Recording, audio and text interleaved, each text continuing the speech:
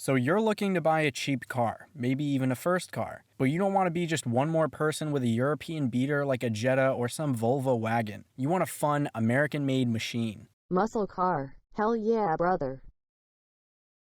Muscle car, hell yeah brother.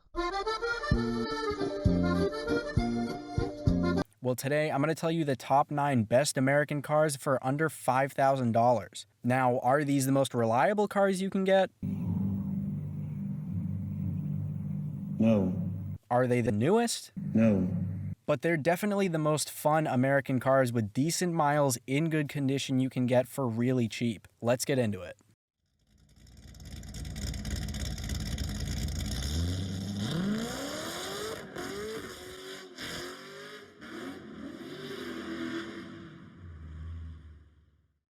While not all of these are muscle cars, most of them actually are, and trust me, they get way better as the list goes on, so stick around till the end even if you're not crazy about the first ones. Starting out with number 1, we have the Ford Taurus SHO, more specifically the ones made between 89 and 95. They only came with 220 horsepower but hit a 670 to 60, which really isn't too bad for that time. That'll do, pig. That'll do. I mean, that's still assuming it has the same amount of power as it used to, and it moves the same, which sadly is very unlikely.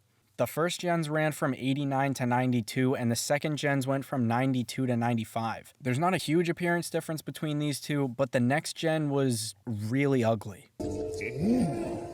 That's disgusting. When I look at these, I think you'd only really buy one if you like Fox bodies but didn't feel like committing to the 2-door and the V8. In which case, you really should just go have fun and get that V8. I've heard them, they sound really great, but that's for later. Car number 2 for today is a Ford SVT, but probably not the one you were thinking. Yeah, they had us the first half, I'm not gonna lie. It's the 01 to 04 Focus SVT. The interiors for these look kinda weird and the outside isn't the greatest, but I'm definitely a fan of the new Focus STs and RSs, and for anyone who wants to own one of those someday, this might be a really fun path to working your way up to that. Admittedly, these are nowhere near fast. They've got a high 7-second 0 to 60.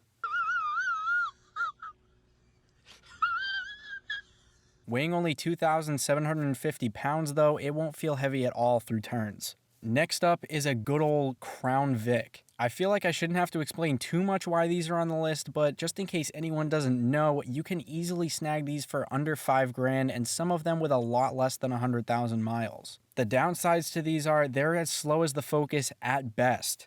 Dear God. There's more. No.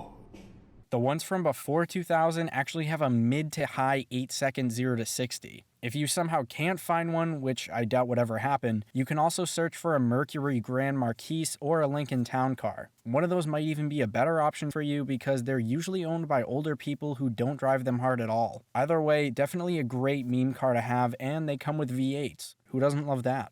The next cars on the list are the F-body cars, more specifically the Firebirds and Camaros. It's kind of one car, but I count it as two. Even though they're so similar, they still have a lot of differences. You can find the Camaros a little easier under that price, but I like the Firebirds way more. The 4th gen Camaros that I like were the ones made between 98 and 02. I'm really only including the 98 to 2002 Firebirds in this because I don't really like the 93 to 97s nearly as much. What's the difference? They gave the Firebirds a facelift the same year as the Camaro. The Camaros were alright before, and I would say got a little bit better, but the Firebirds really had a glow up. Along with the all-around better looks, they got updated engines as well. These Firebirds had between 305 and 335 horsepower and about 345 pound-feet of torque. The 93 to 97 Camaros had about 275 horsepower, and for the later years had about the same specs as the Firebirds. Next up, we have another Camaro, but it is the 3rd gen made between 82 and 92.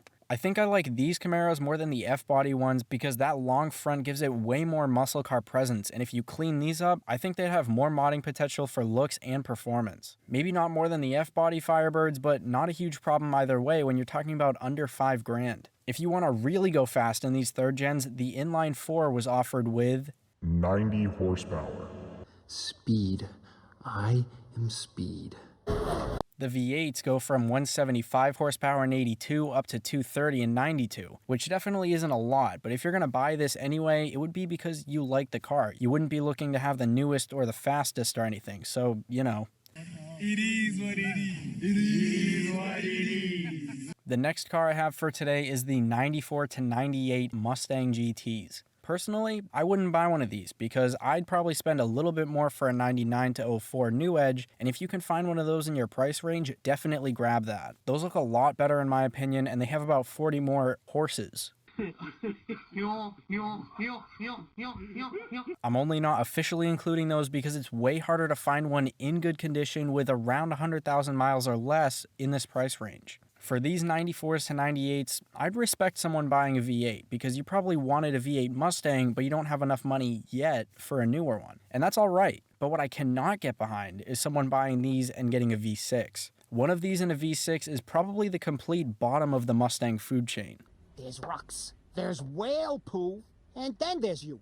Because they're older and so common, it'll most likely have around the same amount of miles and be in similar condition as a GT would, but it won't cost a ton more. The second to last car on this list is the C4 Corvette. I had these in my top 10 American V8s for under 10 grand video, and I thought it would have been really hard to find one for too much less than that. But I actually recently saw someone buy one of these running with a clean title in decent condition with I think 70,000 miles for only $2,900. And he actually bought that one after looking at a couple others in the price range, so if you keep your eyes out, you can definitely find them. The 1984s had Crossfire engines, which had a pretty bad rap that may or may not have been justified, but the 85 to 96s have 5.7 liter engines that range from 230 to 300 horsepower as the years go on. Hey, that's pretty good. In 1990, they got a facelift which made a few differences to the front, but definitely more to the back. It changed the rear bumper from curved in to curved out, and I really like the older one more. You can also get C3s for under 5K, but those are much more of classic cars in my opinion. I've driven one before and I wouldn't have felt right just romping on it. C4s are from the time where you could still punch it full throttle and not feel wrong for doing it, but I personally wouldn't go crazy in a C3. The final car for today is the Fox Body Mustang. I'd say this and the C4 are tied for the best American car you can get for under 5 grand, unless you find a good New Edge GT. Then I'd go with that, no question. That's a 10. Anyway, Fox bodies are definitely not something to shy away from. They sound really good and they're well known for being a ton of fun to drive. I'm much more of a fan of the ones built after the facelift in '87 because of the looks and a 25 horsepower boost to add the difference. You couldn't go wrong with either one though. They also weigh basically 3,000 pounds, so you can clearly see why people say they're so much fun.